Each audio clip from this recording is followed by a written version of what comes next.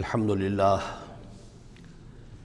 للہ وکفی والصلاة والسلام علی عباده الذین اصطفی خصوصا علی افضلہم وخاتم النبیین محمد الامین وعلی آلہ وصحبہ اجمعین اما بعد فقد قال اللہ تبارک وتعالی کما ورد فی سورة الفرقان اعوذ باللہ من الشیطان الرجیم بسم اللہ الرحمن الرحیم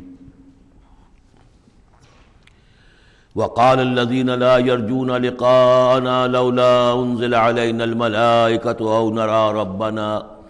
لقد استكبروا في انفسهم وعتوا عتوا كبيرا صدق اللہ العظیم۔ سورہ فرقان میں پھر وہی مضمون آ گیا ہے کہ مشرکین مکہ کی طرف سے وہ ایک ہی مطالبہ تھا کہ جو دہرا دہرا کر بار بار سامنے آ رہا تھا کہ کوئی حصی معجزہ دکھایا جائے، کوئی ایسی چیز جس سے کہ بالکل واشگاف ہو جائے، واقعتاً ہم پر عیاں ہو جائے کھل کر کہ واقعی آپ اللہ کے رسول ہیں۔ وقال الذین لا یرجون لقاءنا، اور کہا ان لوگوں نے، یا کہتے ہیں وہ لوگ جو ہماری ملاقات کے امیدوار نہیں ہیں، اسی لیے ان میں سرکشی ہے، لاؤبالیانہ پن ہے۔ لولا انزل علینا الملائکہ، کیوں نہیں ہم پہ فرشتے اتر آتے؟ اگر اللہ کو بھیجنا ہی ہے کوئی پیغام ہمیں تو فرشتوں کے ذریعے سے بھیجے گا۔ او نرى ربنا، یا ہم اپنے رب کو خود دیکھیں، رب خود سامنے آئے۔ لقد استکبروا فی انفسہم، انہوں نے بہت تکبر کیا ہے اپنے آپ میں، اپنا جو مقام انہوں نے سمجھا ہے کہ فرشتے ان سے کلام کریں اور اللہ ان سے ہم کلام ہو، تو در حقیقت یہ ان کے تکبر کی بنیاد پر ہے۔ وعتوا عتوا کبیرا، انہوں نے سرکشی کی ہے بہت بڑی۔ یوم یرون الملائکۃ، جس دن کہ یہ دیکھیں گے فرشتوں کو، لا بشرا یومئذ للمجرمین، پھر اس دن مجرموں کے لیے کوئی بشارت نہیں ہوگی۔ یعنی کہ قیامت کا دن ہوگا، فرشتے آئیں گے، سب چیز عیاں ہوگی، اللہ تعالیٰ بھی نزول جلال فرمائیں گے، سارے غیب کے پردے اٹھ جائیں گے، تو پھر بشارت تو کوئی نہیں ہے مجرمین کے لیے، موقع کوئی نہیں، کوئی توبہ کا موقع نہیں۔ وَيَقُولُونَ حِجْرًا مَحْجُورًا، اور وہ کہیں گے کہ کوئی روک ہو، کسی طرح ہمیں بچایا جائے، کوئی روک ٹوک ہو جائے اس ساعت کو روکنے کے لیے۔ وَقَدِمْنَا إِلَىٰ مَا عَمِلُوا مِنْ عَمَلٍ، یہ تیسری مرتبہ وہ مضمون آ رہا ہے کہ بغیر حقیقی ایمان کے اگر نیکیاں دنیا میں کی جاتی ہیں اپنے ضمیر کو کچھ مطمئن کرنے کے لیے، اپنے دلوں کو دلاسا دینے کے لیے، تو ان کی کوئی حیثیت اللہ کے ہاں نہیں ہے۔ یہ سورہ ابراہیم میں بھی آ چکا ہے، اور پھر سورہ نور کے اندر ہم پڑھ چکے ہیں کہ سراب کی حیثیت رکھتی ہیں یہ نیکیاں ان کی، جیسے کہ پیاسا جو ہے وہ سمجھتا ہے کہ پانی ہے، یحسبہ الظمآن ماء حتی اذا جاءہ لم یجدہ شیئا ووجد اللہ عندہ ووفاہ حسابا، بس اللہ سریع الحساب۔ اور یہاں تیسری مرتبہ آ رہا ہے وَقَدِمْنَا إِلَىٰ مَا عَمِلُوا، ہم آگے بڑھیں گے ان کے اعمال کی طرف، ڈھیر لگے ہوں گے، ان کی نیکیاں ہیں، ان کی یہ خیرات ہے، یہ فاؤنڈیشن بنائی تھی، یہ یتیم خانہ کھولا تھا، یہ ہسپتال تھا، یہ تھا وہ تھا، یہ جو حاجی تھے ان کی خدمات تھیں۔ قدمنا الی ما عملوا، اور نقشہ ایسا کھینچا گیا ہے جیسے کہ کوئی آئے اور آگے آگے ٹھوکر مارے، جیسے کہ فٹ بال کو کک ماری جاتی ہے۔ وقدمنا الی ما عملوا من عمل، ان کے وہ بڑے بڑے عمل جس پر انہیں بڑا غرہ ہوگا، بہت سہارا ہوگا کہ ہم بہت کچھ لے کر جا رہے ہیں، ہم اس کی طرف آگے بڑھیں گے۔ فجعلناہ ھباء منثورا، تو ہم اسے کر دیں گے اڑتا ہوا غبار۔ یعنی وہ جو نظر آ رہا تھا کافی کہ یہاں پہ بڑی نیکیوں کا انبار ہے، معلوم ہوگا غبار تھا اور کچھ نہیں۔ اسی کا وہاں نقشہ کھینچا گیا سورہ ابراہیم میں کہ جیسے ریت ہو، راکھ ہو، اور اس کے اوپر تیز آندھی آئے اور وہ ہوا ختم ہو جائے، کوئی اس کا وجود نہ رہے۔ یہ ہے حقیقت ان نیکیوں کی کہ جو حقیقی ایمان کے بغیر ہوتی ہیں۔ نیکی صرف وہی ہے کہ جو اصل ایمان باللہ اور ایمان بالآخرت کے ساتھ ہو، اللہ کی رضا جوئی اور آخرت کی جزا کے سوا کوئی شے مطلوب نہ رہے، کسی درجے میں بھی کوئی اس کے ساتھ اور اپنا مطلوب اور کوئی مقصود شامل ہو گیا، شہرت شامل ہو گئی، یا کوئی اور کوئی لوگوں کے اندر ہر دل عزیزی حاصل کر کے مجھے کوئی الیکشن لڑنا ہے، پھر ان کا مجھے لیڈر اپنے آپ کو بنانا ہے، یا کوئی اور ان کے ووٹ لینے ہیں، کوئی شے بھی شامل اگر ہو گئی تو پھر یہ کہ اللہ کی میزان میں ان کا کوئی وزن نہیں، وہ غبار ہے جو اڑ جائے گا۔ وَقَدِمْنَا إِلَىٰ مَا عَمِلُوا مِنْ عَمَلٍ فَجَعَلْنَاهُ هَبَاءً مَنْثُورًا اصحاب الجنت یومئذ خیر مستقرا واحسن مقیلا، جنت والے لوگ جو ہیں وہ اس لوگ ہوں گے بہت اچھے ٹھکانوں میں، اور ان کا جو ہوگا دوپہر کے آرام کی جگہ بہت ہی عمدہ ہوگی، قیلولے کی جگہ۔ وَيَوْمَ تَشَقَّقُ السَّمَاءُ بِالْغَمَامِ، اور یہ ہے وہ قیامت کا نقشہ جس دن کے آسمان پھٹے گا اور کچھ بادلوں کی طرح کی کیفیت ہو جائے گی۔ وَنُزِّلَ الْمَلَائِكَةُ تَنزِيلًا، پھر فرشتوں کو اتارا جائے گا، فوج در فوج فرشتے نازل ہوں گے۔ الملک یومئذ الحق للرحمن، اس دن تو پھر بادشاہی اور اختیار گویا کہ بالکل علم نشرہ ہو جائے گا کہ صرف رحمان کے لیے ہے۔ آج تو کچھ پردے پڑے ہوئے ہیں، اس وقت بھی اختیار اسی کا ہے،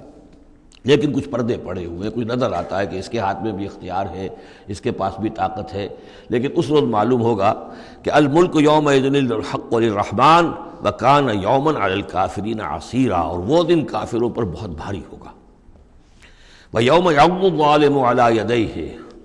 اور وہ دن ہوگا کہ ظالم جو ہے، جو گناہ گار ہیں، مشرک ہیں، کافر ہیں، اللہ کے جو باغی تھے، وہ اپنے ہاتھوں کو کاٹیں گے اپنی جھنجھلاہٹ میں۔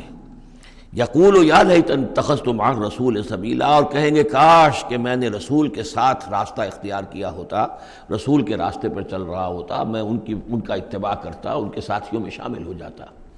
یہی ہے وہ عض یعض، ہاتھوں کو کاٹنا، کہ جس کے لیے وہ میں نے حدیث جو آپ کو سنائی تھی کل کہ ملکن عاضن، پہلا دور دور نبوت تھا، پھر دوسرا دور دور خلافت علی منہاج النبوہ، اور تیسرا دور حضور کی اس حدیث کی روح سے ہے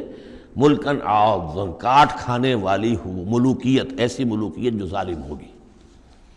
یا ویلتا، وہ سوچ کہے گا کافر کہ ہائے میری شامت، لیتنی لم اتخذ فلانا خلیلا، کاش کہ میں نے اس دن فلاں شخص کو اپنا دوست نہ بنایا ہوتا، میں نے دنیا میں فلاں شخص کو اپنا دوست نہ بنایا ہوتا، یعنی اس نے مجھے پھر ورغلایا، میرا تو دل کچھ کھلنے لگا تھا، مجھ پر حقیقت منکشف ہونے لگی تھی، میں تو کچھ مائل ہونے لگا تھا رسول کی طرف، لیکن فلاں میرے دوست نے مجھے پھر ورغلایا اور مجھے اس راستے سے واپس لے گئے۔ یا ویلتا لیتنی لم اتخذ فلانا خلیلا لقد اضلنی عن الذکر بعد اذ جاءنی، اس نے مجھے گمراہ کیا، بھٹکا دیا ذکر سے جبکہ وہ میرے پاس پہنچ گیا تھا۔ یعنی ذکر کا پہنچ جانا ایک تو یہ ہے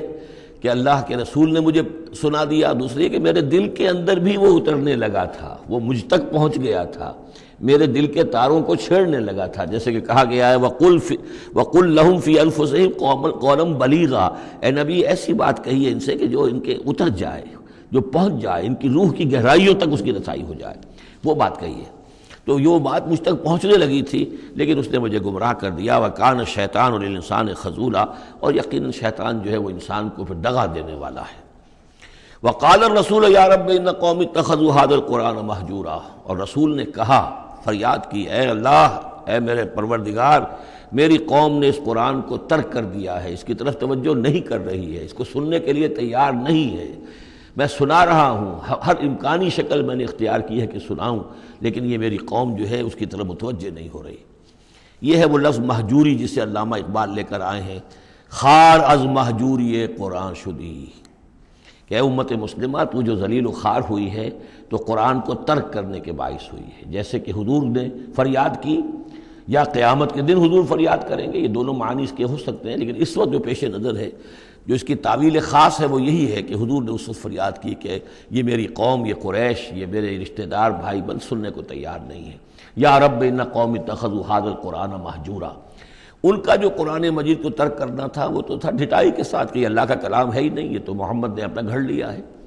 لیکن یہ ہے کہ کوئی شخص اس کلام پر ایمان کا دعویٰ کرے، لیکن اس کی روش یہ ظاہر کر رہی ہو کہ وہ حقیقتاً ایمان نہیں رکھتا، وہ بھی اسی کے ذیل میں آ جائے گا۔ وہ کہتا تو ہو کہ میں سمجھتا ہوں یہ اللہ کا کلام ہے، لیکن پڑھتا ہی نہیں، کہتا ہے کہ میں مانتا ہوں یہ اللہ کا کلام ہے، اس کو سمجھتا ہی نہیں ہے، کہتا ہے یہ اللہ کا کلام ہے، اس پر عمل نہیں کرتا، تو وہ کہنا نہ کہنا برابر ہو گیا، یہ تو تکذیب حالی ہو گئی۔ چنانچہ اس آیت کے ذیل میں جو حاشیہ لکھا ہے مولانا شبیر احمد عثمانی رحمۃ اللہ علیہ نے، وہ میں آپ کو سنا دینا چاہتا ہوں۔ آیت میں اگرچہ مذکور صرف کافروں کا ہے، تاہم قرآن کی تصدیق نہ کرنا، اس میں تدبر نہ کرنا، اس پر عمل نہ کرنا، اس کی تلاوت نہ کرنا، اس کی تصحیح قرأت کی طرف توجہ نہ کرنا، اس سے اعراض کر کے دوسری لغویات یا حقیر چیزوں کی طرف متوجہ ہونا، یہ سب صورتیں درجہ بدرجہ ہجران قرآن کے تحت میں داخل ہو سکتی ہیں۔ اگر ہمارا طرز عمل یہ ہے کہ نہ قرآن کو ہم پڑھتے ہیں نہ سمجھنے کی کوشش کرتے ہیں، انگریزی زبان ہم نے اتنی سیکھ لی کہ انگریزوں کو پڑھا دیں، لیکن عربی اتنی بھی نہیں سیکھ سکتے کہ قرآن مجید کا مفہوم براہ راست ہمارے دلوں پر نازل ہو جائے، تو پھر یہ کہ ہمارا کہنا یہ کہ ہم قرآن کو اللہ کا کلام مانتے ہیں، یہ جھوٹ موٹ کا دعویٰ ہے۔ ہمارا عمل اس کی تصدیق نہیں کر رہا، ہمارا عمل جو ہے ہمارے اس ایمان کی گواہی نہیں دے رہا۔ اس موضوع پر الحمدللہ میرا وہ جامع کتابچہ ہے مسلمانوں پر قرآن مجید کے حقوق، اس کا انگریزی ترجمہ بھی ہے، فارسی ترجمہ بھی ہے، عربی ترجمہ بھی ہے، ملیشیا کی زبان میں بھی ہوا ہے، یہ مختلف جگہوں پر اس کا تراجم ہوئے ہیں، الحمدللہ کہ بہت مقبول کتابچہ ہے۔ وَكَذَلِكَ جَعَلْنَا لِكُلِّ نَبِيٍّ عَدُوًّا مِّنَ الْمُجْرِمِينَ، یہ مضمون پہلے بھی آ چکا ہے، سورہ انعام میں بھی آ چکا ہے۔ ہم تو خود ہر نبی کے دشمن کھڑے کر دیتے ہیں تاکہ بھٹی ذرا گرم ہو، تصادم ہو، کشاکش ہو، تبھی تو اہل ایمان کے ایمان کی تو جانچیں گے نا کون کتنے پانی میں ہے، کیا پتہ چلے گا۔ اگر سب آرام سے سمجھیے کہ ٹھنڈی سڑک پر چل کر جنت پہنچ جانا ہو تو سب چلے جائیں گے، کون نہیں جائے گا؟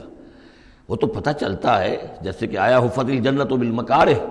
جنت کو تو اللہ تعالیٰ نے گھیر دیا ہے ان چیزوں سے جو انسان کو بہت ناپسند ہیں۔ تکلیفیں آتی ہیں، مصیبتیں آتی ہیں، وَلَنَبْلُوَنَّكُمْ بِشَيْءٍ مِّنَ الْخَوْفِ وَالْجُوعِ وَنَقْصٍ مِّنَ الْأَمْوَالِ وَالْأَنفُسِ وَالثَّمَرَاتِ، تو جنت والے تو صرف ممیز ہوتے ہیں کہ واقعتاً یہ جنت کی قیمت ادا کرنے کو تیار ہیں۔ إِنَّ اللَّهَ اشْتَرَىٰ مِنَ الْمُؤْمِنِينَ أَنفُسَهُمْ وَأَمْوَالَهُمْ بِأَنَّ لَهُمُ الْجَنَّةَ، جنت خریدنا چاہتے ہو تو تمہیں اپنے جان اور مال سب دینا ہوگا۔ كَذَلِكَ جَعَلْنَا لِكُلِّ نَبِيٍّ عَدُوًّا مِّنَ الْمُجْرِمِينَ، اسی طرح ہم نے ہر نبی کے لیے مجرموں میں سے دشمن کھڑے کر دیے۔ وَكَفَىٰ بِرَبِّكَ هَادِيًا وَنَصِيرًا، اور کافی ہے تیرا رب ہدایت دینے کے لیے، جو بھی ہدایت کا طالب ہوگا اللہ ہدایت دے گا اور اس کی مدد بھی کرے گا۔ وَقَالَ الَّذِينَ كَفَرُوا لَوْلَا نُزِّلَ عَلَيْهِ الْقُرْآنُ جُمْلَةً وَاحِدَةً، یہ ایک اور اعتراض تھا ان کی طرف سے، وہ لوگوں نے کہا یہ کہ کیوں نہیں اتر گیا ان پر قرآن پورا کا پورا ایک ہی مرتبہ، یعنی اس میں اصل میں جو امپلائڈ ہے ان کا اعتراض وہ یہ تھا کہ جیسے تورات تھی وہ تو حضرت موسیٰ کو ایک دم ساری دے دی گئی لکھی ہوئی تختیوں کے اوپر، یہ جو حضور کہہ رہے ہیں صلی اللہ علیہ وسلم کہ مجھ پر یہ تھوڑا تھوڑا قرآن نازل ہو رہا ہے، تو اس میں مشابہت پیدا ہو گئی ظاہری طور پر کہ جیسے کوئی شاعر ہوتا ہے تو سارا دیوان ایک دن میں تو نہیں وہ لا سکتا، وہ تو تھوڑا تھوڑا ایک غزل کہے گا، قصیدہ کہے گا، پھر کچھ کوشش کرے گا، پھر کوئی اچھی کوئی اور نظم لائے گا، پھر وہ جمع ہو کر دیوان بنے گا۔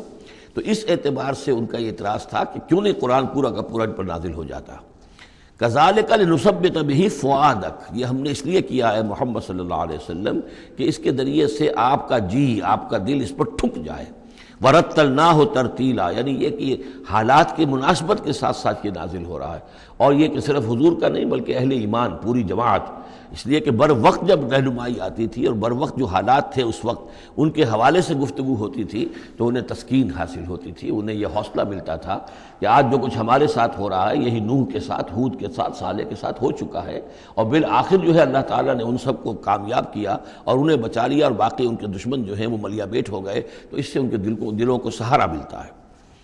وَلَا يَأْتُونَكَ بِمَثَلٍ إِلَّا جِئْنَاكَ بِالْحَقِّ، اور یہ کوئی بھی اعتراض آپ پر نہیں کریں گے، کوئی بھی مسئلہ آپ کے سامنے پیش نہیں کریں گے مگر یہ کہ ہم اس کے جواب میں حق لے آئیں گے آپ کے پاس، ان کو پورا جواب مل جائے گا، وَأَحْسَنَ تَفْسِيرًا، اور بہترین تشریح ہم کھول کر دیں گے۔ الَّذِينَ يُحْشَرُونَ عَلَىٰ وُجُوهِهِمْ إِلَىٰ جَهَنَّمَ، وہ لوگ کہ جو اپنے منہ کے بل اوندھے منہ جمع کیے جائیں گے جہنم کی طرف۔ اولئک شر مکانا واضل سبیلا، یہ لوگ ہوں گے کہ جو بہت ہی برے ہوں گے اپنے مقام اور مرتبے کے اعتبار سے، اور بہت ہی بھٹکے ہوئے ہوں گے سوا سبیل سے، سیدھے راستے سے۔ وَلَقَدْ آتَيْنَا مُوسَى الْكِتَابَ وَجَعَلْنَا مَعَهُ أَخَاهُ هَارُونَ وَزِيرًا، اور ہم نے موسیٰ کی کتاب دی تھی اور اس کے ساتھ ہم نے اس کے بھائی ہارون کو اس کا وزیر بنا دیا تھا، اس کا کام میں تعاون کرنے والا، اس کی ذمہ داریوں میں اس کا ہاتھ بٹانے والا، اس کے بوجھ اٹھانے میں اس کی مدد کرنے والا۔ فَقُلْنَا اذْهَبَا إِلَى الْقَوْمِ الَّذِينَ كَذَّبُوا بِآيَاتِنَا، تو ہم نے کہا کہ تم دونوں جاؤ اس قوم کی طرف جنہوں نے ہماری آیات کو جھٹلایا ہے۔ فَدَمَّرْنَاهُمْ تَدْمِيرًا، تو پھر ہم نے ان کو ہلاک کر دیا، برباد کر دیا، اکھاڑ کر پھینک دیا، یعنی یہی جو معاملہ ہوا آل فرعون کا کہ وہ غرق کر دیے گئے۔ وَقَوْمَ نُوحٍ لَمَّا كَذَّبُوا الرُّسُلَ، اسی طریقے سے قوم نوح کو بھی جب کہ انہوں نے رسولوں کی تکذیب کی، اغرقناہم، انہیں بھی ہم نے غرق کر دیا، وجعلناہم للناس آیہ، اور انہیں ہم نے تمام نوع انسانی کے لیے ایک نشانی بنا دیا، وَأَعْتَدْنَا لِلظَّالِمِينَ عَذَابًا أَلِيمًا، اور ہم نے ظالموں کے لیے یہ دنیا کا جو عذاب استیصال تھا وہ تو نقد یہاں مل چکا ہے، اصل تو عذاب علیم آخرت کا ہے جو ان کے لیے تیار کر دیا گیا ہے۔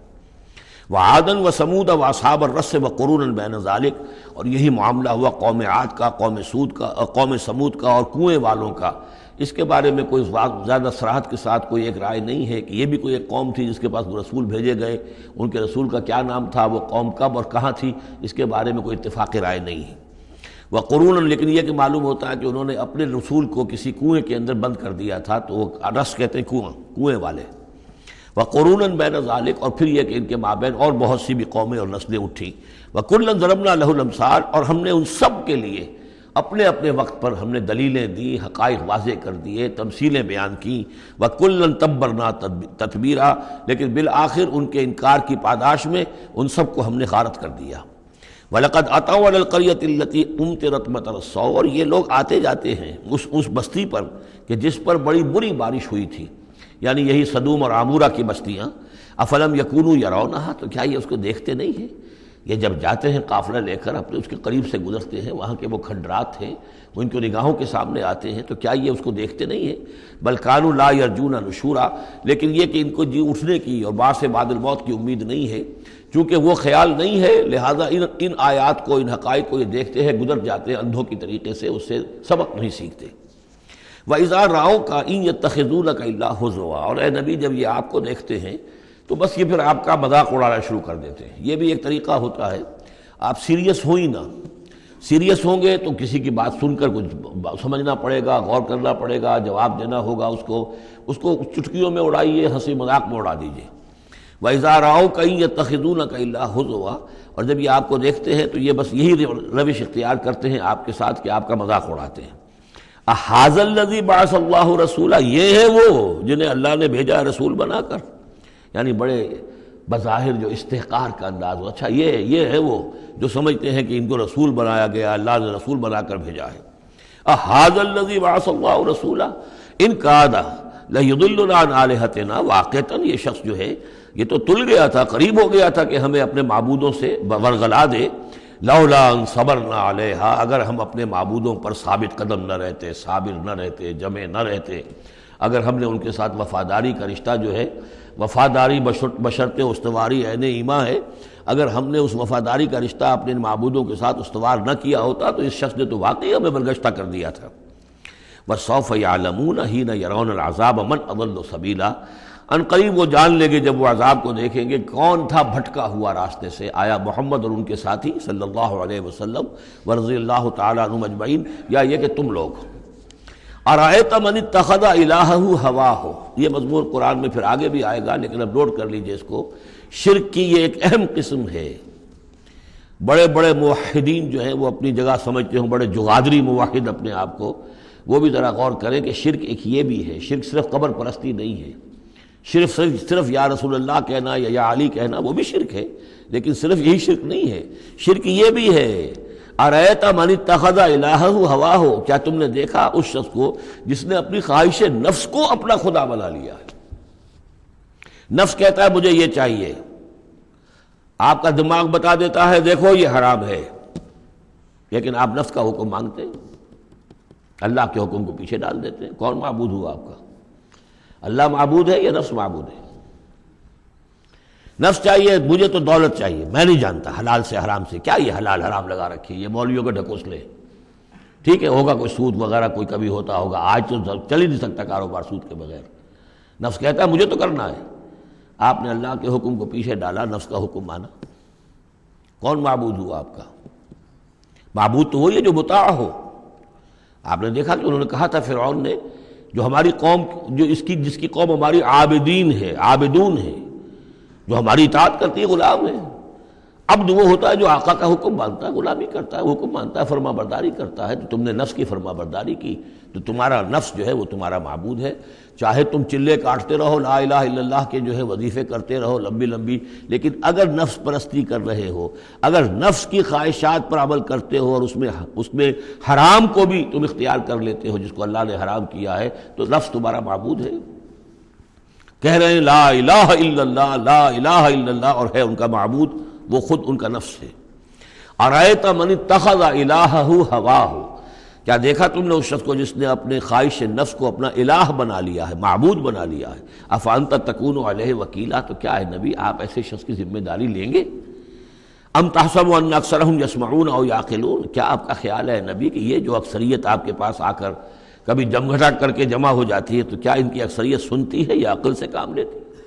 یہ سنتے سناتے نہیں ہیں، یہ صرف اپنے عوام کو دھوکہ دینے کے لیے آتے ہیں کہ ہم تو گئے تھے جی سننے کے لیے، ہمیں کوئی بات ملی نہیں۔ آخر کو بات ہوتی تو مانتے نا، بات کوئی تھی نہیں۔ اتحسب ان اکثرهم یسمعون او یعقلون انہم الا کالانعام، نہیں ہے یہ مگر صرف چوپایوں کے مانند، بل ہم اضل سبیلا، بلکہ ان سے بھی گئے گزرے ہیں۔ چوپایوں کو تو اللہ نے وہ چیزیں دی نہیں تھی جو ان کو دی ہیں، وہ عقل دی نہیں تھی جو ان کو دی ہے، لیکن یہ کہ یہ ان سے بھی گئے گزرے ہیں۔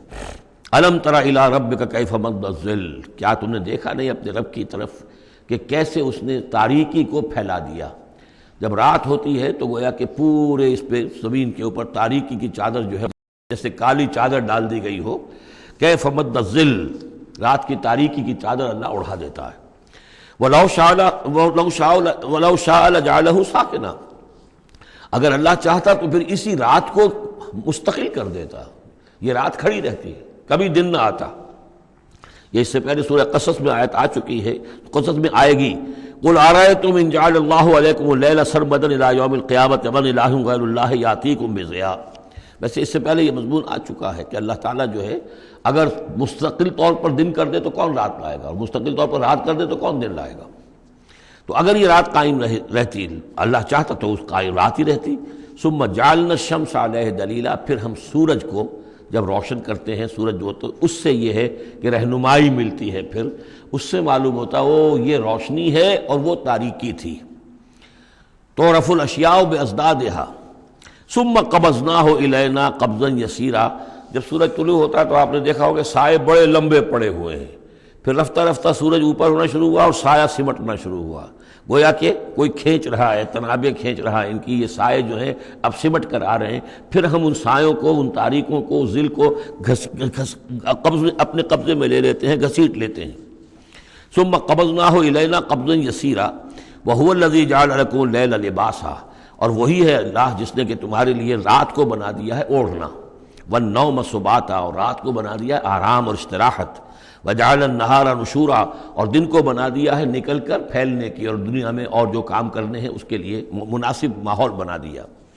وَهُوَ الَّذِي أَرْسَلَ الرِّيَاحَ بُشْرًا بَيْنَ يَدَيْ رَحْمَتِهِ، اور وہی ہے کہ جو بھیجتا ہے ہوائیں بشارت دیتی ہوئی اس کی رحمت کے آگے آگے، رحمت باران رحمت کے آنے سے پہلے پہلے آگے آگے اس سے ٹھنڈی ہواؤں کے جھونکے آتے ہیں۔ وَأَنزَلْنَا مِنَ السَّمَاءِ مَاءً طَهُورًا، اور ہم نے اتارا آسمان سے پانی جو کہ بڑا پاک ہے اور پاکی حاصل کرنے کا ذریعہ ہے۔ جب پانی برستا ہے تو سب سے پہلے تو وہ فضا کو پاک کرتا ہے، صاف کرتا ہے، اس کے جتنے بھی وہ اس میں گرد و غبار ہے، جو پولیوشن ہے، اس سب کو بارش جو ہے اس کو صاف کرتی ہوئی نیچے لے آتی ہے، اور پھر اس کو لے جا کر سمندر کے اندر ڈال کر، اور پھر ڈسٹیلیشن وہاں سے شروع ہوتا ہے، اور وہ سارا گند وغیرہ جو ہے وہ سمندروں کے اندر رہ جاتا ہے، اور پھر بالکل صاف بخارات جو ہیں، بالکل صاف پانی جو ہے وہ اوپر جاتا ہے۔ تو یہ سائیکل ہے جو چل رہا ہے، اور یہ پانی ہی پھر اللہ تعالیٰ نے دنیا میں طہارت کے لیے ذریعہ بنا دیا ہے، صفائی کے لیے، پاکی کے لیے، ماء طہورا لنحیی بہ بلدۃ میتا، تاکہ ہم زندہ کریں اس کے ذریعے سے ایک مردہ آبادی کو، مردہ علاقے کو، مردہ زمین کو۔ ونسقیہ مما خلقنا انعاما وناسیا کثیرا، اور پھر ہم وہ پانی پلاتے ہیں اپنی مخلوقات میں سے جو بہت سے چوپائے ہیں اور بہت سے انسان ہیں۔ تو یہ پانی کا جو سائیکل چل رہا ہے، اس سے ایک طرف صفائی ہوتی ہے، فضا کی صفائی، زمین کی صفائی، اشخاص اور افراد بھی پھر اپنی صفائی نہانے دھونے کے لیے استعمال کرتے ہیں۔ اس کو ہمارے ہاں کہا جاتا ہے یونیورسل کیریئر۔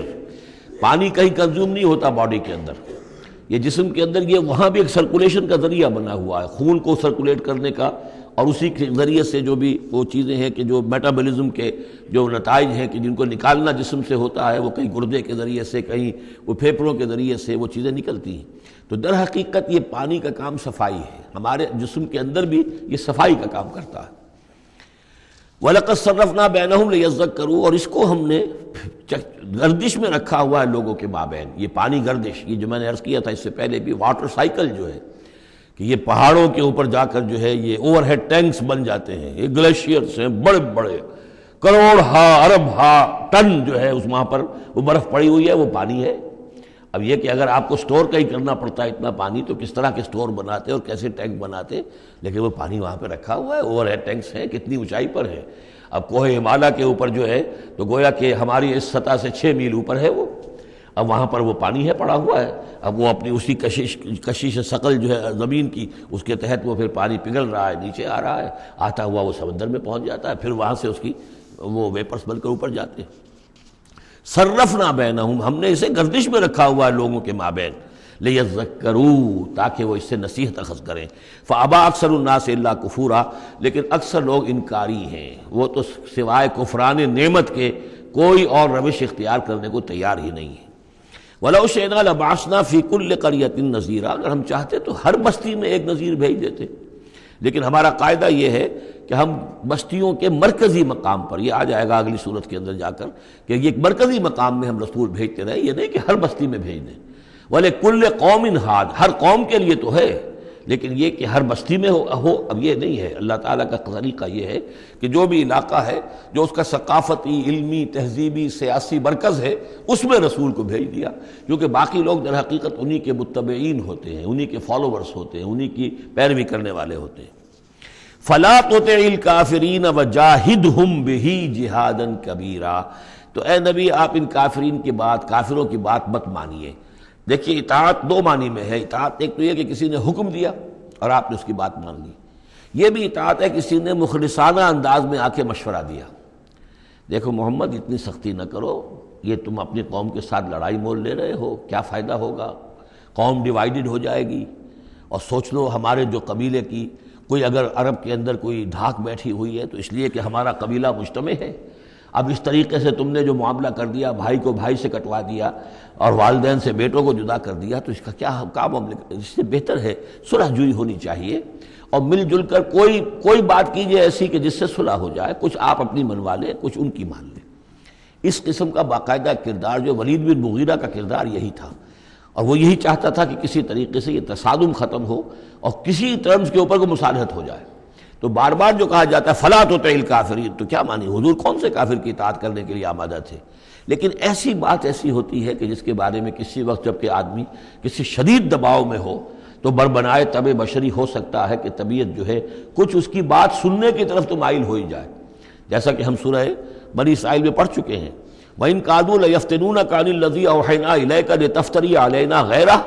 وَإِذًا لَّاتَّخَذُوكَ خَلِيلًا، یہ لوگ تو تلے ہوئے ہیں کہ آپ کو بچلا دیں اس چیز سے کہ جو ہم نے آپ پر وحی کی ہے، کہ آپ کچھ اور گھڑ کر ہماری طرف منسوب کر دیں، پھر یہ آپ کو دوست بنا لیں گے، جھگڑا ختم، لڑائی ختم ہو جائے گی۔ لڑائی تو ان کو ہماری آیات سے ہے، ہمارے قرآن سے ہے، ذاتی آپ کے ساتھ تو کوئی جھگڑا نہیں ہے۔ لیکن یہ کہ فرمایا وَلَوْلَا أَن ثَبَّتْنَاكَ لَقَدْ كِدتَّ تَرْكَنُ إِلَيْهِمْ شَيْئًا قَلِيلًا، اور اگر ہم نے ہی آپ کو جمائے نہ رکھا ہوتا تو اے محمد صلی اللہ علیہ وسلم عین ممکن تھا کہ آپ کچھ نہ کچھ ان کی طرف جھک ہی جاتے۔ تو یہ جو دباؤ تھا شدید، اس کا اندازہ کیجئے اس سے، تو فرمایا جا رہا فَلَا تُطِعِ الْكَافِرِينَ، آپ ان کی باتیں بھی بس سنیں، اس قسم کی کسی بات کے لیے آپ جس کو کہتے ہیں ٹو لینڈ این ایئر، کہ آپ اپنا کان اس کو دیں کہ وہ آپ کے کان میں آ کر یہ بات کر دیں، یہ بھی نہ کریں آپ، اس کی بھی آپ اس کا موقع نہ دیں۔ وَجَاهِدْهُمْ بِهِ جِهَادًا كَبِيرًا، اور آپ ان کے ساتھ اس قرآن کے ساتھ جہاد کیجئے، یہ قرآن تلوار ہے، اس کے ساتھ جہاد کیجئے اور بڑا جہاد کیجئے۔ یعنی مکے میں جو جہاد ہو رہا تھا 12 برس تک جو ہوا ہے، وہ تلوار والا جہاد نہیں تھا، وہ قتال نہیں تھا، وہ جہاد بالقرآن تھا۔ یہ بہت اہم موضوع ہے جس پہ میری تقریر موجود ہے، کتابچہ موجود ہے، بلکہ 2 ہے، جہاد بالقرآن اور پھر جہاد بالقرآن کے 5 محاذ۔ آج بھی ہمارے ہاں جو بھی قومی مسائل ہیں، ملکی مسائل ہیں، ہمارے اس وقت اجتماعی مسائل ہیں، واقعہ یہ ہے کہ ان کے لیے 5 محاذ ہیں جن پر کہ قرآن مجید کی شمشیر ہاتھ میں لے کر جہاد کرنے کی ضرورت ہے۔ اب اس وقت ظاہر بات ہے کہ اس کا موقع نہیں ہے، لیکن یہ کہ اس اعتبار سے کہ ایک انقلابی جد و جہد اللہ کے دین کو قائم کرنے کی جد و جہد میں دعوت قرآن کے ذریعے سے، تربیت قرآن کے ذریعے سے، تزکیہ قرآن کے ذریعے سے، یہ ساری چیزیں ہم پڑھتے چلے آ رہے ہیں۔ تبشیر قرآن کے ذریعے، انذار قرآن کے ذریعے، تذکیر قرآن کے ذریعے، اور جو سینوں کے اندر کے جو روگ ہیں ان کا علاج قرآن سے، شفاء لما فی الصدور، نصیحت قرآن سے، یہ سارا قرآن سے۔ تو اس حوالے سے جاہدہم بہ جہادا کبیرا وَهُوَ الَّذِي مَرَجَ الْبَحْرَيْنِ، اور وہی ہے اللہ جس نے کہ دو دریا چلا دیے، دو روئیں چلا دی. هَذَا عَذْبٌ فرات، یہ ہے بہت ہی عمدہ خوش ذائقہ اور خوشگوار اور میٹھا پانی. وَهَذَا مِلْحٌ أُجَاجٌ، اور دوسری رو چل رہی ہے کہ جو کڑوی اور نمکین پانی کی ہے. وَجَعَلْنَا بَيْنَهُمَا بَرْزَخًا وَحِجْرًا مَحْجُورًا، اور ان کے مابین ہم نے ایک پردہ لگا رکھا ہے، نظر نہیں آتا، اور ایک آڑ ہے، اوٹ ہے کہ وہ آپس میں ملتے نہیں ہیں. اللہ تعالیٰ کی یہ یعنی صنعائی ہے، اللہ کی قدرت ہے. وَهُوَ الَّذِي خَلَقَ مِنَ الْمَاءِ بَشَرًا، اور وہی ہے جس نے پانی سے بنایا انسان. فَجَعَلَهُ نَسَبًا وَسِحْرًا، اب یہاں پانی سے مراد منی بھی ہو سکتی ہے کہ جس سے ظاہر بات ہے کہ جو انسان کی تخلیق کا معاملہ ہوتا ہے، جو مشاہدے میں ہے لوگوں کے، وہ تو یہی ہے کہ گندے پانی سے تخلیق کا آغاز ہوتا ہے. فَجَعَلَهُ نَسَبًا وَسِحْرًا، اور پھر اس کے لیے ایک تو یہ کہ اس کے آباء و اجداد ہیں، نسب ہے اس کی، اور ایک سحر سسرالی رشتے بیوی کے حوالے سے بھی. اب ظاہر بات ہے کہ جو ساس اور سسر ہے وہ بھی ایک طرح کے والد اور والدہ ہی ہے. یہ بھی گویا کہ اللہ تعالیٰ نے ان کو وہی رتبہ عطا کیا ہے، اور اس طریقے سے رشتے جڑتے چلے جاتے ہیں. ورنہ تو یہ ہوتا کہ ایک ہی خاندان کے رشتے جو ہیں وہ چلے جا رہے ہیں اور آئسولیٹڈ ہو رہے تھے خاندان. لیکن یہ کہ جب یہ رشتے ہوتے ہیں شادی بیاہ سے تو وہ خاندانوں کے مابین ناطے بن جاتے ہیں، رشتے ہیں اور ناطے ہیں، اور اس طریقے سے تانا بانا جو ہے اس میں نوع انسانی کو اللہ تعالیٰ نے بن رکھا ہے. فَجَعَلَهُ نَسَبًا وَسِحْرًا وَكَانَ رَبُّكَ قَدِيرًا، اور آپ کا رب جو ہے وہ سب قدرت رکھنے والا ہے. وَيَعْبُدُونَ مِن دُونِ اللَّهِ مَا لَا يَنفَعُهُمْ وَلَا يَضُرُّهُمْ، اور وہ بندگی کرتے ہیں، پرستش کرتے ہیں اللہ کے سوا ان کی جو نہ انہیں کوئی نفع پہنچا سکتے ہیں اور نہ نقصان. وَكَانَ الْكَافِرُ عَلَىٰ رَبِّهِ ظَهِيرًا، اور یہ کافر لوگ جو ہیں یہ اپنے رب کی طرف پیٹھ کیے ہوئے ہیں، انہوں نے ادھر تو پیٹھ کی ہوئی ہے، ادھر توجہ کرنی ہی نہیں. وَمَا أَرْسَلْنَاكَ إِلَّا مُبَشِّرًا وَنَذِيرًا، اور نہیں بھیجا ہم نے آپ کو مگر مبشر اور نذیر بنا کر. جو بھی حق کا راستہ اختیار کریں ان کو بشارت دیجئے. راح و ریحان و جنت نعیم، اللہ کی مغفرت اور رحمت کی بشارت. اور جو لوگ اس کو رد کر دیں، انکار کر دیں، ان کو خبردار کر دیجئے کہ پھر جہنم تمہارے لیے تیار ہے. قُلْ مَا أَسْأَلُكُمْ عَلَيْهِ مِنْ أَجْرٍ إِلَّا مَنْ شَاءَ أَنْ يَتَّخِذَ إِلَىٰ رَبِّهِ سَبِيلًا، ان سے کہہ دیجئے کہ میں نے تم سے آج تک کوئی اجرت نہیں مانگی.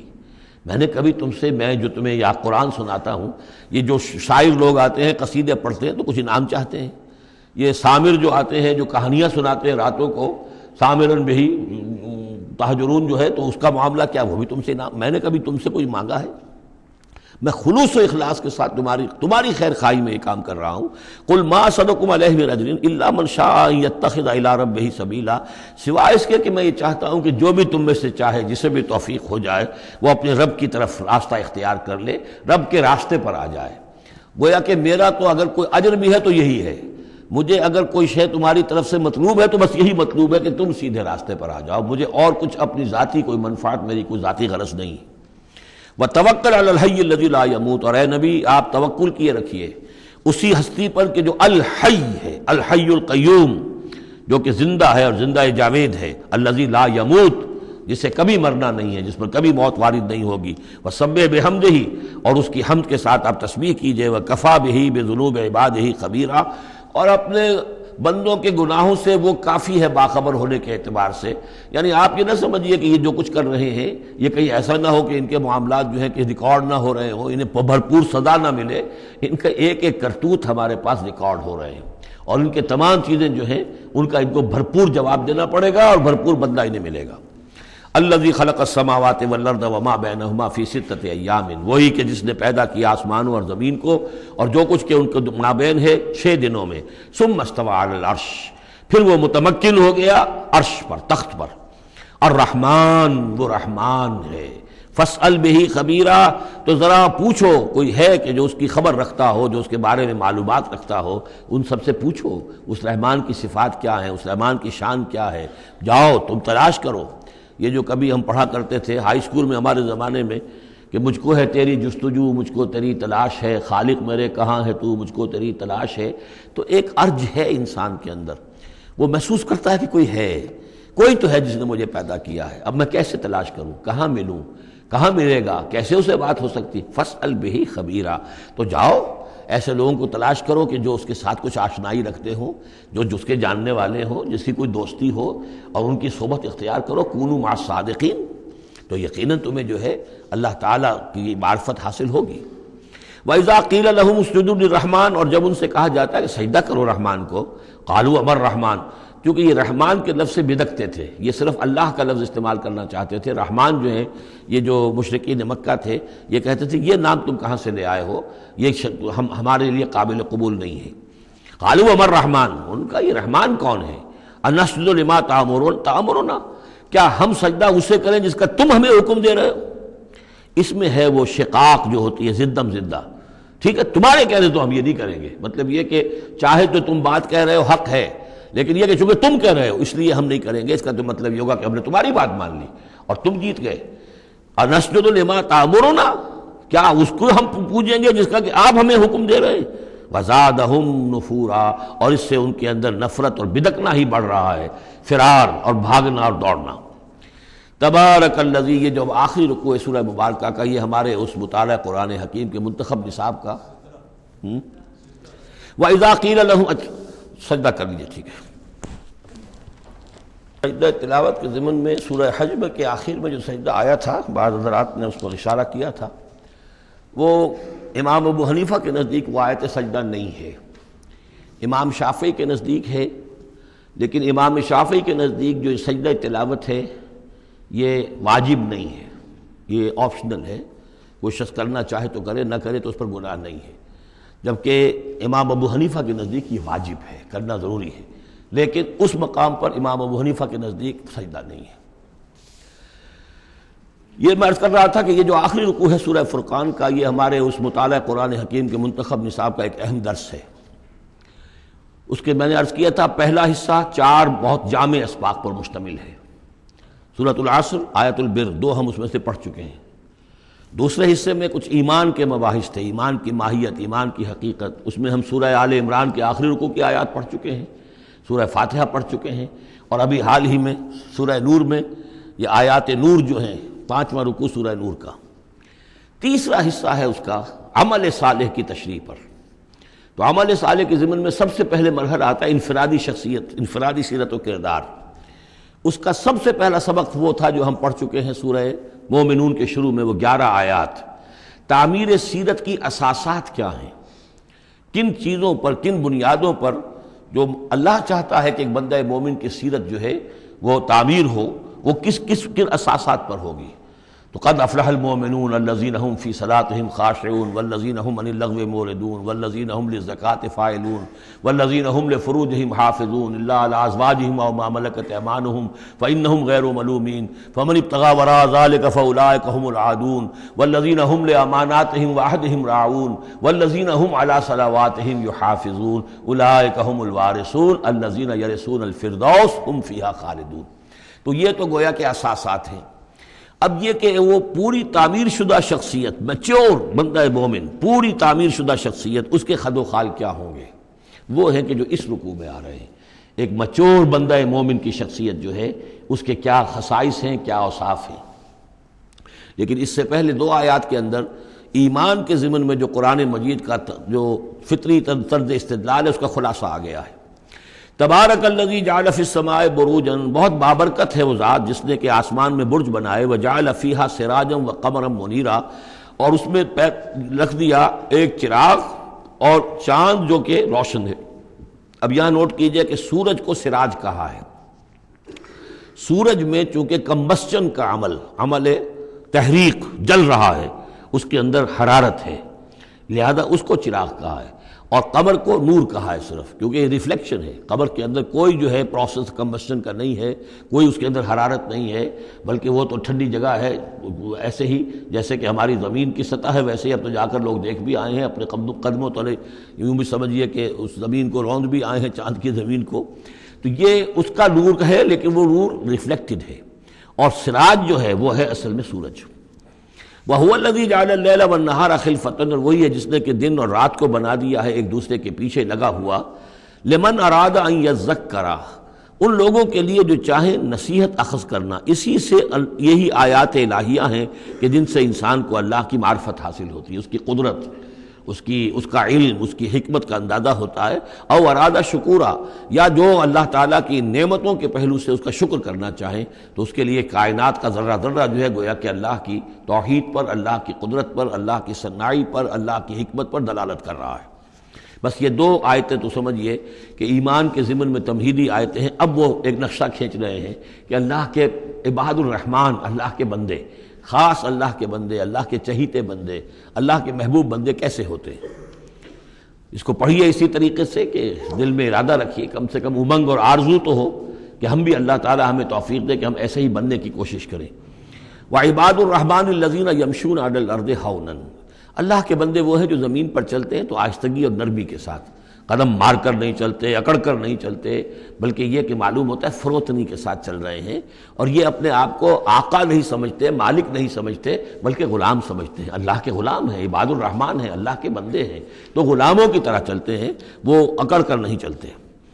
وَإِذَا خَاطَبَهُمُ الْجَاهِلُونَ قَالُوا سَلَامًا، ایک ان کا وصف یہ ہے کہ جب جاہل لوگ، اجڑ لوگ، مشتعل مزاج لوگ خام خواہ ان سے الجھنا چاہیں، بحث و مباحثے میں انہیں جو ہے وہ خام خواہ الجھانا چاہیں، تو وہ کہتے ہیں سلام، وہ الجھتے نہیں ہیں، بحث و تمہیز کے اندر نہیں۔ جب وہ دیکھتے ہیں کہ ایک شخص بحث پر اتر آیا ہے، وہ اب بات سمجھنا نہیں چاہتا، اس کے اوپر ضد جو ہے وہ مسلط ہو چکی ہے، تو اب خام خواہ اس کے ساتھ وہ الجھے رہنا، جس کو ہم کہتے ہیں ہمارے ہاں وہ پنجاب میں یہ سینگ پھنسا کر آدمی جو ہے وہ اپنا وقت ضائع کرے، اس کا بھی وقت ضائع کرے، کوئی فائدہ نہیں۔ میچور آدمی یہ کہ دیکھے اگر تو واقعی یہ بات سمجھنا چاہ رہا ہے تو سمجھائے، نہیں سمجھنا چاہتا، اس کی اصل میں نیت ہی نہیں ہے، تو پھر خام خواہ اس کے ساتھ الجھنے کا فائدہ نہیں۔ والذین یبیتون لربہم سجدا وقیاما، اور وہ لوگ کہ جو راتیں بسر کرتے ہیں اپنے رب کے لیے سجدے اور قیام میں۔ یہاں وہ بات بہت واضح ہو گئی، جہاں تک 5 فرض نمازیں ہیں وہ تو فرض ہیں، وہ تو تعمیر سیرت کی بنیادیں ہیں، ان کی تو مداومت کرنی ہے۔ والذین یحافظون والذین هم علی صلواتہم یحافظون، لیکن یہ لوگ جو ہیں جن کے دل آشنا ہو گئے ہوں اللہ سے، اگر یہ اللہ کے ساتھ دوستی ہو چکی ہو، تو پھر یہ کہ رات کا وقت ہوتا ہے کہ جس میں وہ پھر بندہ اٹھتا ہے، کوئی دیکھ نہیں رہا ہے، لوگ سوئے ہوئے ہیں، کوئی ڈسٹربنس نہیں ہے۔ خیر ہماری تو آج کل شہری زندگی میں راتوں میں بھی ڈسٹربنس رہتی ہے، لیکن یہ کہ عام طور پر بہرحال دن کے مقابلے میں تو ایک سکون کی کیفیت ہوتی ہے، اس وقت اپنے رب سے راز و نیاز کی باتیں، کبھی اس کے سامنے کھڑے ہیں، کبھی سر بسجود ہیں۔ والذین یبیتون لربہم سجدا وقیاما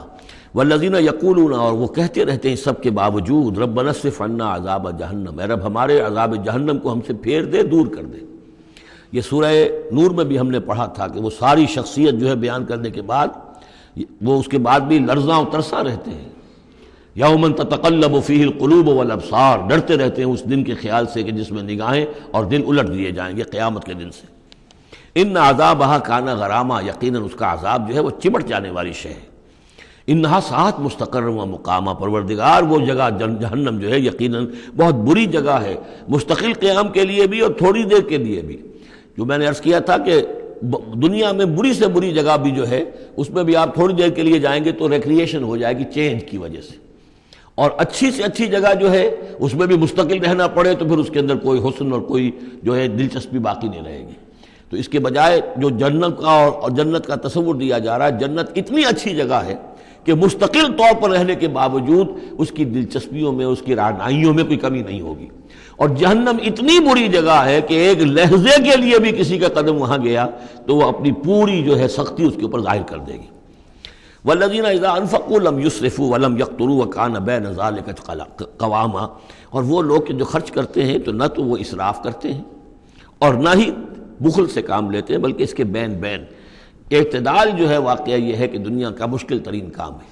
توازن اور اعتدال۔ ظاہر بات ہے یہ لوگ جو میچور ہیں، سمجھدار ہیں، اب ان کے ہاں یہ ہوگا کہ ان کے اس خرچ کرنے کے معاملے میں بھی اعتدال ہوگا۔ والذین لا یدعون مع اللہ الہا آخر، 3 کبیرہ گناہ وہ ہیں جیسا کہ ہم نے پڑھا ہے سورہ نساء میں بھی، ان تجتنبوا کبائر ما تنہون عنہ، تو بڑے بڑے گناہ وہ کون سے ہیں کہ جن سے اگر تم باز رہو تو باقی چھوٹے گناہ تو اللہ تعالیٰ جو ہے وہ معاف بھی کرتا رہے گا۔ اور ان میں سے سب سے بڑا تو 2 مرتبہ فرمایا شرک، اور شرک کے بعد پھر قتل ناحق اور پھر زنا، یہ 3 ہیں۔ قتل ناحق سے بھی در حقیقت تمدن کی جڑ کٹ جاتی ہے، اور زنا سے تمدن جو ہے وہ سنڈاس بن جاتا ہے، پھر اس کے اندر گندگی ہو جاتی ہے۔ تو اس حوالے سے یہ 3 چیزیں یہاں بیان کی جا رہی ہیں۔ والذین لا یدعون مع اللہ الہا آخر، وہ لوگ کہ جو نہیں پکارتے اللہ کے ساتھ کسی اور معبود کو۔ ولا یقتلون النفس التي حرم اللہ الا بالحق، نہ ہی قتل کرتے ہیں کسی جان کو جس کو کہ اللہ نے محترم ٹھہرایا ہے مگر حق کے ساتھ۔ قتل کے بدلے قتل والا معاملہ ہے، یا مرتد کا قتل ہے، یا زانی شادی شدہ کا رجم ہے، جو بھی ہے۔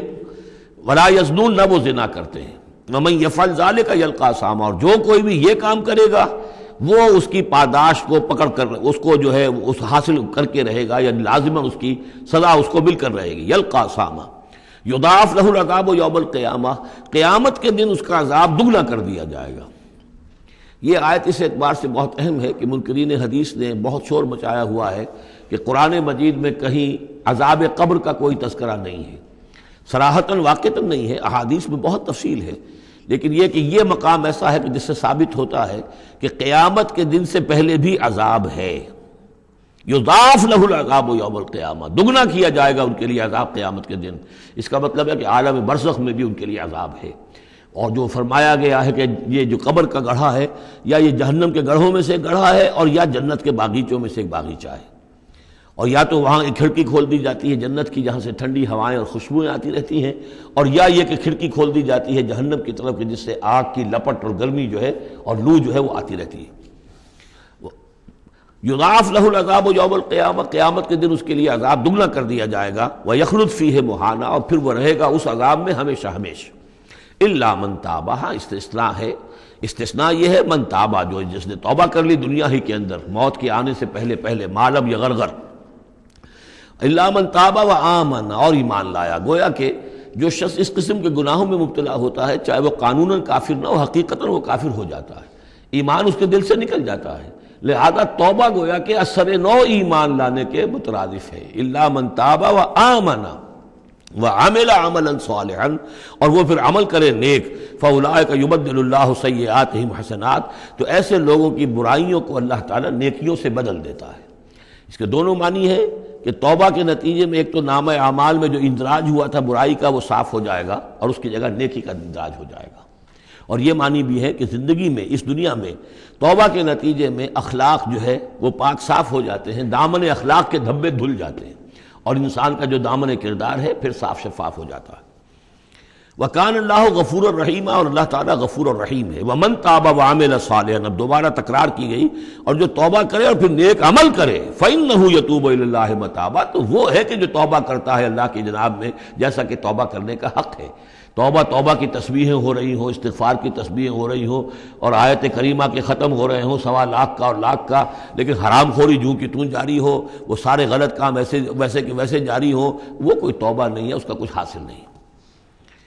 والذین لا یشهدون الزور، اور وہ لوگ کہ جو جھوٹ کے پر موجود بھی نہیں رہتے۔ جھوٹ کی گواہی والی بات نہیں ہے یہاں، لیکن جھوٹ کی گواہی تو گویا کہ اس کے اندر خود بخود امپلائڈ ہے، یعنی ان کے اندر صداقت اور حق کے ساتھ اتنی غیرت ہوتی ہے کہ جہاں کوئی جھوٹ کا گزر بھی ہو وہاں وہ اپنی موجودگی بھی پسند نہیں کرتے۔ جھوٹ کا دھندا ہو رہا ہو، جھوٹ کا کاروبار ہو رہا ہو، جھوٹ بولا جا رہا ہو، یہ وہاں پر ان کی غیرت اور حمیت جو ہے صداقت کے ساتھ اور سچ کے ساتھ وہ اتنی ہے کہ وہ وہاں موجودگی بھی اپنی برداشت نہیں کرتے۔ وَإِذَا مَرُّوا بِاللَّغْوِ مَرُّوا كِرَامًا، اسی طریقے سے جب وہ کسی لغو کام کے پاس سے گزرتے ہیں تو اپنے دامن کو بچا کر گزر جاتے ہیں۔ دیکھیے وہاں بھی تھا سورہ مومنین کو شروع کی آیات میں وَالَّذِينَ هُمْ عَنِ اللَّغْوِ مُعْرِضُونَ، کہ جو لغو سے اعراض کرتے ہیں۔ اور یہاں یہ کہ اس کے پاس سے اگر گزر ہو بھی جائے اتفاقاً، خود تو قصد کرنا جو ہے بہت دور کی بات ہے، اس کا کوئی امکان ہی نہیں، اتفاقاً آپ راستہ چل رہے ہیں اور دیکھ رہے ہیں کوئی مداری کا تماشا ہو رہا ہے، آپ کا کوئی ارادہ نہیں تھا، لیکن وہاں رکیے بھی نہیں، وہاں سے جو ہے اپنے دامن کو بچاتے ہوئے نکل جائیے۔ والذین اذا ذکروا بآیات ربہم، اور وہ لوگ کہ جن کو جب ان کے رب کے آیات کے ذریعے سے نصیحت کی جاتی ہے، سمجھایا جاتا ہے، لم یخروا علیہا صما وعمیانا، تو نہیں گر پڑتے اس پر بہرے اور اندھے ہو کر۔ اس کے بھی دونوں معنی ہیں، ایک تو یہ کہ مخالفت پر اندھے بہرے ہو کر کمر کس لینا جیسے کہ قریش کر رہے تھے، تو گویا کہ تعریض ہے، ان پر ایک طنزیہ انداز ہے یہ کہ یہ لوگ جس طریقے سے کر رہے ہیں وہ معاملہ اللہ کے بندوں کا نہیں ہوتا۔ لیکن یہ دوسری طرف یہ بات بھی ہے کہ آیات قرآنیہ کو بھی اندھے بہرے ہو کر تو نہیں پڑھنا ہے اور سننا ہے، بلکہ غور کرنا ہے۔ افلا یتدبرون القرآن ام علی قلوب اقفالها، تو کیا یہ قرآن کی آیت پر تدبر نہیں کرتے؟ وَتَدَبَّرُوا فِيهِ لَعَلَّكُمْ تُفْلِحُونَ، تدبر کرو تاکہ تم سمجھو۔ تو اس طریقے سے محض جو ہے وہ قرآن مجید کو بھی اندھے بہرے ہو کر جو ماننا جو ہے اس سے بھی بہرحال عباد الرحمن جن کی یہاں تعریف کی جا رہی ہے ان کے مقام سے وہ جو مقام ہے ان کے مرتبے سے فروتر ہے۔ والذین یقولون ربنا ھب لنا من ازواجنا وذریاتنا قرۃ اعین، اور وہ لوگ جو کہتے ہیں کہ اے رب ہمیں اپنی بیویوں اور ہماری اولاد کی طرف سے آنکھوں کی ٹھنڈک عطا فرما، یعنی یہ کہ جس راستے پر ہم چل رہے ہیں ہماری اولاد ہمارے گھر والے بھی اسی راستے پر چلیں تاکہ ہماری آنکھیں ٹھنڈی ہوں۔ ایسا نہ ہو کہ میں تو اللہ کے دین کے راستے کی طرف چلنے کی کوشش کر رہا ہوں اور اولاد کسی اور طرف کو زور لگا رہی ہے، تو ایک کشاکش ہے۔ پھر یہ جو صورتحال جو ہے فرکشن گھر کے اندر پیدا ہوتی ہے، تو اللہ تو ہمیں ہمارے گھر والوں سے آنکھوں کی ٹھنڈک عطا فرما، اور آنکھوں کی ٹھنڈک ظاہر بات ہے عباد الرحمن کی کن چیزوں میں ہوگی کہ وہ بھی اللہ کے بندے بنے، اللہ کی بندگی کے راستے کو اختیار کریں۔ وَاجْعَلْنَا لِلْمُتَّقِينَ اماما، اور ہمیں متقیوں کا امام بنا۔ اس کا یہ مطلب نہیں ہے کہ امامت کی طلب ہے، بلکہ یہ کہ ہم خود امام ہیں۔ ایک شخص اپنے گھر کا سربراہ ہے، امام ہے، تو اے اللہ جن کے ہم امام ہیں انہیں متقی بنا دے، اس لیے کہ ظاہر بات ہے کہ میدان حشر میں جب ہم چلیں گے تو اس ایک شخص کے پیچھے اس کی اولاد چلی آ رہی ہے اور معلوم ہو کہ وہ تو جہنمی ہیں جو چلے آ رہے ہیں، یہ خود تو بہرحال ایک نیک آدمی تھا، نہیں، ہمارے پیچھے جو ہماری نسلیں آئیں اے اللہ انہیں بھی متقی بنا۔ جن کے ہم امام ہیں، جو ہمارے پیچھے ہیں، جن کے کہ ہم دنیا میں جیسے کہ فرمایا ہے ایک حدیث میں بھی آتا ہے کلکم راعٍ وکلکم مسئول عن رعیتہ، تم میں سے ہر شخص کی حیثیت ایک چرواہے کی ہے، اور اللہ نے کچھ نہ کچھ مخلوق جو ہے اپنی اس کے چرواہے کے حوالے کی ہے۔ تمہاری اولاد ہے، تمہاری بیوی ہے، یہ گھر کنبہ ہے، یہ تمہارا جو ہے یہ گویا کہ تمہارے متبعین ہیں، تمہارے فالوورز ہیں، تو اللہ ہمارے فالوورز کو متقی بنا دے اور ہماری جو امامت ہے وہ متقیوں کی امامت ہو۔ اولئک یجزون الغرفۃ بما صبروا، یہ وہ لوگ ہیں کہ جن کو بالا خانے ملیں گے ان کے صبر کی جزا میں، انہوں نے صبر کیا۔ ظاہر بات ہے کہ اللہ دنیا میں بے شمار مواقع آتے ہیں حرام خوری کے، ایک بندہ مومن بچتا ہے،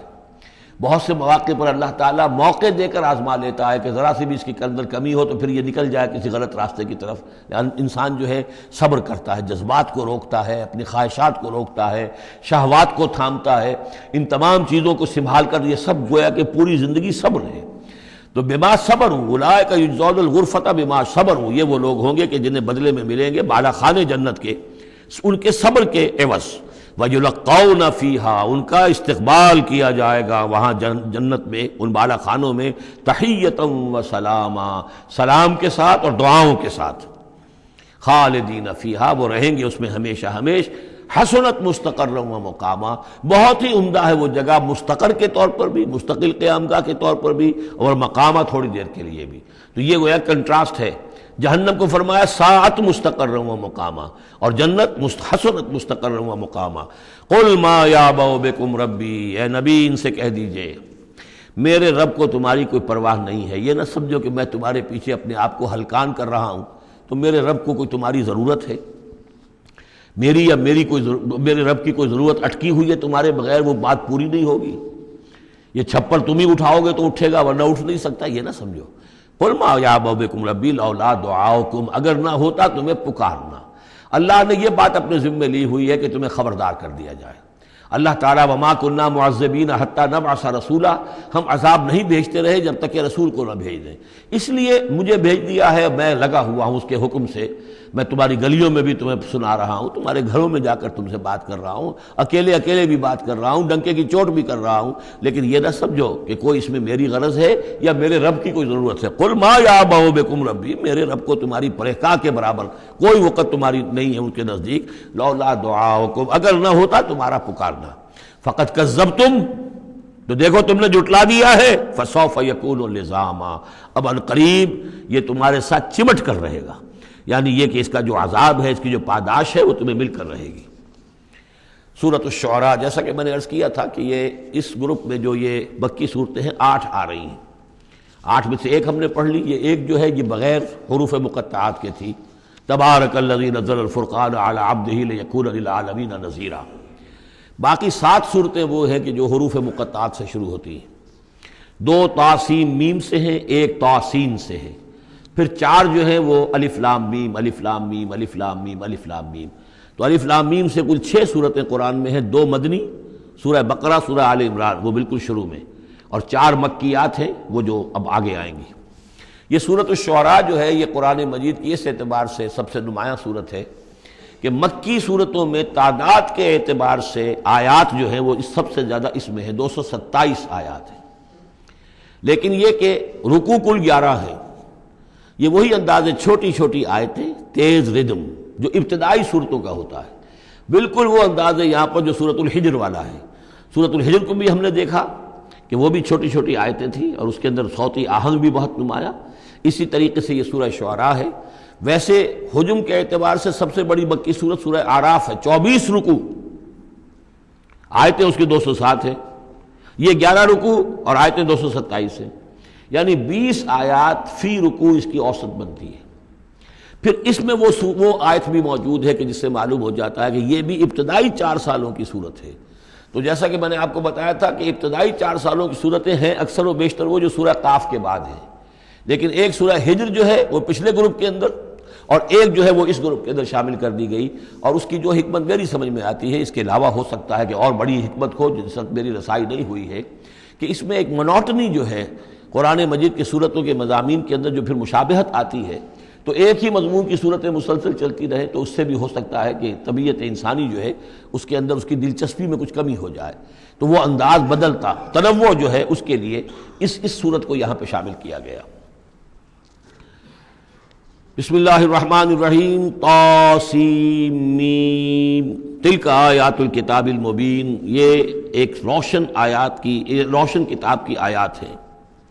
لعلک باخع نفسک الا یکونوا مؤمنین، اے نبی شاید آپ اپنے آپ کو ہلاک کر لیں گے اس صدمے میں کہ یہ ایمان نہیں لا رہے۔ ان نشاء ننزل علیہم من السماء آیۃ فظلت اعناقہم لہا خاضعین، اگر ہم چاہیں تو ان پر ابھی آسمان سے ایک ایسی نشانی اتار دیں کہ ان کی گردنیں جھک کر رہ جائیں۔ ہماری قدرت سے تو کوئی بعید نہیں ہے، لیکن ہماری حکمت ہے، ہماری مشیت ہے، ہم اس طرح کی نشانی نہیں دکھائیں گے، اس طرح کا معاملہ ہم نہیں کریں گے۔ اس کی حکمت اس صورت کے اندر بیان ہو رہی ہے، وہ ابھی آپ دیکھیں گے۔ لعلک باخع نفسک الا یکونوا مؤمنین ان نشاء ننزل علیہم من السماء آیۃ فظلت اعناقہم لہا خاضعین وما یاتیہم من ذکر من الرحمن محدث الا کانوا عنہ معرضین، اور نہیں آتا ان کے پاس کوئی بھی ذکر، کوئی نصیحت، کوئی یاد دہانی، ہم بدل کر، اسلوب بدل کر، انداز بدل کر ہم بار بار بھیج رہے ہیں آیات ان کی نصیحت کے لیے، لیکن جو بھی نیا ذکر آتا ہے، جو بھی نئی صورت نازل ہوتی، الا کانوا عنہ معرضین، وہ تو اس سے اعراض کرنے والے ہی ہیں۔ قد کذبوا، فقط کذبوا، انہوں نے جھٹلا دیا، فسیاتیہم انباء ما کانوا بہ یستہزئون، تو پھر انقریب آ جائیں گی ان تک بھی خبریں انہی چیزوں کی جن کا کہ یہ مذاق اڑاتے رہے ہیں، پھر عذاب الہی آئے گا اور پکڑ آئے گی۔ اولم یروا الی الارض کم انبتنا فیہا من کل زوج بہیج زوج کریم، کیا یہ زمین کو نہیں دیکھتے کہ کتنا ہم نے اس زمین کے اندر جو ہے کیسے کیسے طرح طرح کی چیزیں جو ہیں، عمدہ چیزیں، اور ہم نے میوے اور پھل پیدا کر دیے ہیں۔ ان فی ذلک لآیہ، اس میں ہے نشانی، نشانی انہیں چاہیے تو اس میں ہے۔ پوری کائنات نشانی ہے اللہ کی، پوری تخلیق نشانی ہے۔ ان فی خلق السماوات والارض واختلاف اللیل والنہار والفلک التی تجری فی البحر بما ينفع الناس وما انزل اللہ من السماء من ماء فاحیا بہ الارض بعد موتها وبث فیہا من کل دابۃ وتصریف الریاح والسحاب المسخر بین السماء والارض لآیات لقوم یعقلون۔ ان فی ذلک لآیہ، اس میں نشانی ہے۔ وما کان اکثرہم مومنین، لیکن اے نبی ان کی اکثریت ایمان لانے والی نہیں ہے۔ وان ربک لہو العزیز الرحیم، یہ عام طور پر عزیز کے ساتھ حکیم آیا کرتا ہے، نوٹ کیجئے، لیکن یہاں اس صورت میں آپ کو نظر آئے گا کہ عزیز کے ساتھ الرحیم۔ کیوں؟ کہ آپ کا رب یقیناً زبردست ہے لیکن رحیم ہے۔ یہ اس کی رحمت کا منظر ہے کہ وہ اس طرح کا معجزہ نہیں دکھا رہا، وہ جب چاہے دکھا سکتا ہے۔ ان نشاء ننزل علیہم من السماء آیۃ فظلت اعناقہم لہا خاضعین، ابھی ہم ایک ایسی آیت اتار دیں کہ جس سے ان کی گردنیں جھکی کی جھکی رہ جائیں، لیکن نہیں، ہم عزیز ہیں، زبردست ہیں، رحیم ہیں۔ ہماری رحمت کا تقاضا یہ ہے کہ ہم ابھی اس قسم کا کوئی ان کو معجزہ نہیں دکھانا چاہتے، ابھی مہلت دینا چاہتے ہیں تاکہ ان میں سے اس دودھ کو اچھی طرح بلو لیا جائے۔ ابھی اگر کہیں کوئی مکھن ہے اس کے اندر تو وہ بھی نکل آئے، جو بھی لوگ ہیں جو خیر کی کوئی استعداد رکھتے ہیں وہ بھی سیدھے راستے پر آ جائیں، اور ہم نہیں چاہتے کہ ان کی مہلت جو ہے وہ بھی ختم ہو جائے۔ اس وجہ سے یہ در حقیقت رحمت کا منظر ہے، اور جس کیونکہ ان لوگوں نے آپ کے خلاف ایک دلیل کے طور پر استعمال کر لیا ہے۔ بارک اللہ لی ولکم فی القرآن العظیم ونفعنی وإیاکم بالآیات والذکر الحکیم۔